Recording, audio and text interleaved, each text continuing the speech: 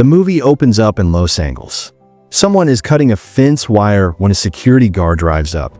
We see a man called Lois Bloom talking with a security guard. Then suddenly he attacks the guard, steals his watch, and drives off. Lewis takes the fence wire along with some other metal things to a scrap metal yard to sell them. He tries to get a job at the yard, but the foreman tells him he doesn't hire thieves. As Lewis is driving along a freeway, he sees a car that's crashed and two policemen trying to help a woman inside. Then a news team van pulls up and two men named Joe and Marcus rush to the scene to film the accident. When they are finished, Lewis approaches one of the cameramen and asks which channel he works for. He responds that he will sell the footage to whichever channel pays the most. Lewis is intrigued and tries to ask more questions, but Joe receives a call about another incident and leaves. Upon returning home, Lewis continues to think about what he saw earlier. He then turns on the television and begins flipping through different channels. He finally sees the accident video on one of the news channels. The next day, Lewis steals a road bike and takes it to a pawn shop. He then exchanges it for a camera and a radio interceptor. Now it's nighttime and Lewis is parked in his car listening to the police station. Dispatcher calls. He drives to the scene of one of the calls. When he arrives, he begins filming a man who has been attacked by a carjacker and is seriously injured. But he gets so close to the scene that the cops are forced to dismiss all the cameramen.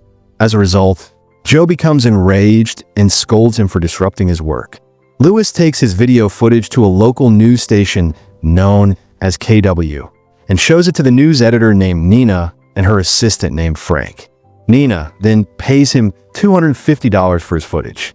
He then inquires about any job or internship opportunities available to him, but Nina declines. Instead, she advises him to keep filming such footage and bringing it to her. She states that the most fascinating thing to observe is when a wealthy white person is the victim of an assault.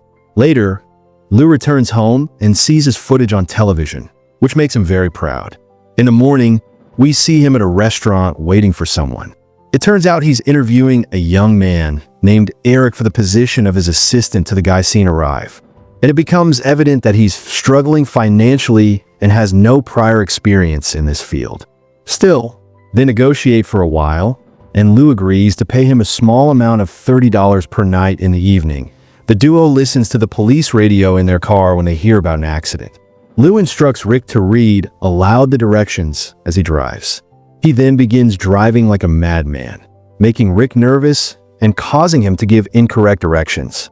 As a result, they arrive at the scene 5 minutes late after another cameraman has already captured the footage and the victim has been taken away by the ambulance. Lou becomes enraged by this and scolds Rick for his mistake. Shortly after they learn about another incident and manage to reach there just in time, they discover that a robbery has occurred at a house. But there's nothing interesting to record. So while the cops are distracted, Lou sneaks inside the house. He searches through the kitchen and eventually finds bullet holes in the refrigerator. He takes pictures and rearranges family photos to include the bullet holes in a single frame. He then secretly records the victim couple who are talking to the cops afterwards. Lou shows the footage to Nina, who is very impressed since they are the only ones with the victims' real faces. She is confident their ratings will skyrocket, and her colleague is not thrilled with the idea and argues that it's trespassing. However, Nina dismisses his concern and praises Lou for a job well done. Over the next few days, Lou and Rick capture a lot of new footage of horrifying incidents. Lou continues to sell them to Nina and manages to earn a significant amount of money with his earnings. He upgrades his equipment and buys a faster car for work. One night, Lou arrives at a car accident scene to get a scoop. While the driver is distracted, he approaches a dead body in the distance and takes some videos. He even moves the body to a spot illuminated by headlights so that he can get better pictures. Later, he shows the footage to Nina, who is once again impressed after she has a missed payment. Lou seizes the opportunity to ask her out on a date. Although Nina appears to like him, she refuses, stating that she prefers to keep their relationship professional. But in the next scene, we see that Lou has managed to secure a date with Nina at a restaurant. He asks her to be his lover, but she says it is only a courtesy date. Lou then reminds her that her station had the lowest ratings in the area before he began selling his videos. He threatens her, stating that if she does not accept his terms, he will stop selling his footage to her. Seeing his new attitude, Nina is shocked and has no choice but to comply with his demands. The next day, there's a plane crash in the area, but when Lou arrives, he discovers that someone has already captured all the footage. Disappointed, he manages to shoot only a few random clips and later presents them to Nina. She gets enraged at him and chastises him for failing to capture the exclusive videos. A frustrated Lou then returns home and screams in front of his mirror before smashing it. He later learns from the news that it was Joe who captured the footage first in a fit of rage. Lou rushes to the house and sabotages his van's brakes. Soon after, when Joe leaves for work, is involved in a horrible car accident. Rick and Lou immediately rush to the scene, and the latter begins filming his competitor choking to death. That makes Rick very uneasy, and he asks Lou to stop. However, the crazy man dismisses his concerns, insisting that they need to do their job. A few days later, Lou intercepts a police radio report of a shooting at a wealthy house. He rushes to the scene before the cops arrive and captures footage of two criminals fleeing in their car. Lou then sneaks inside the house where there are a lot of dead bodies. He begins filming them from different angles with excitement. Lou also films an empty baby's crib, hoping it will create a sense of anxiety among viewers. Soon after, he comes across a victim who is still alive and gasping for breath. However, instead of offering help, Lou proceeds to film him, and he soon hears the sound of police sirens, so he quickly runs away from there. In the next scene, Lou visits the TV station and shows Nina the exclusive footage. The other employee argues that broadcasting such footage is unethical, but she doesn't seem to care. Lou then requests a large sum of money. She eventually agrees to pay him a whopping $15,000. But Lou is not satisfied with just this and begins to outline his conditions. He insists that he will not negotiate again and that she must pay him whatever he demands. He also requests that his company's name video production news be included in the subtitles during TV broadcasts.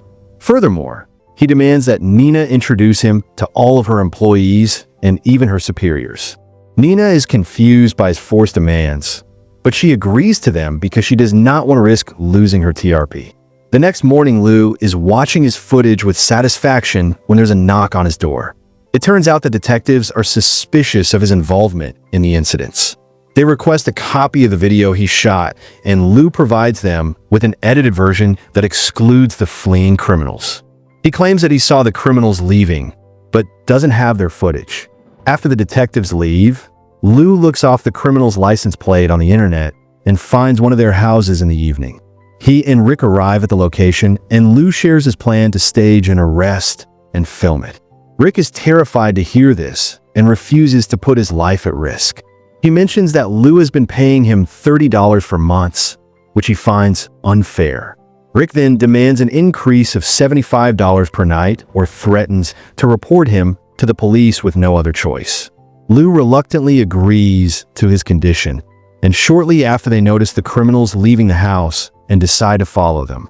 The criminals soon enter a restaurant, and Lou takes the opportunity to contact the cops. He reports seeing two armed suspects in the restaurant and reveals that they're the same people who murdered a family last night. The duo then waits outside, ready to capture the moment when the criminals are arrested. After a while, the cops eventually show up, leading to a shootout between the two parties. Two innocent people are unfortunately killed in the crossfire. One of the criminals is also killed, but the other flees in his car. Lou then returns to his vehicle and starts driving while Rick continues to film the pursuing cops. A few minutes later, the criminal's vehicle crashes and overturns, bringing the chase to an end. Lou then parks his car nearby and begins filming the dead bodies. He invites Rick to join him outside, claiming that the criminal is dead. Rick happily agrees and starts filming the accident scene, but seconds later, he locks eyes with the criminal who is still alive and well. He immediately shoots Rick twice, causing him to collapse on the ground. The criminal then tries to flee, but is shot dead by the police. Moments later, while Rick is on the verge of death, Lou films him and coldly says that he had him murdered because of his blackmail. He believes Rick's demands for more money would have persisted over time. However, the poor boy responds that he was just bluffing and would never have followed through. He eventually succumbs to his injuries, while Lou captures a close-up of his face without the slightest of remorse. In the following scene, Lou presents the footage to Nina, who is once again delighted. The others at the TV station are horrified and say it is too much, but Nina disagrees. Later, as she prepares to broadcast the footage, 2 cops show up and demand the footage since it is crime evidence. But she refuses to hand it over, claiming that it belongs to her. Later, when a detective summons Lou, he voluntarily goes to the police station. A cop accuses him of withholding information and not revealing details about the criminals before. When asked why he was following them, Lou lies, saying that the criminal's car was chasing him. The detective accuses him of being a monster, mentioning how he had his own assistant killed and filmed his dying moments. Lou simply smiles and responds that it is his job. Although the cop is aware that he is lying, they lack evidence to charge him, so he is eventually released. In the final scene, we see that Lou has bought 2 vans and hired a team of 3 people to expand his business. He asserts that he won't pay them for now, but believes they will learn valuable skills throughout the process. And with a calm, calculated smile, he assures them that he'll never ask them to do anything he wouldn't do himself. Thank you for watching. Subscribe for more videos like this. Turn on notifications and leave a like to help the channel out.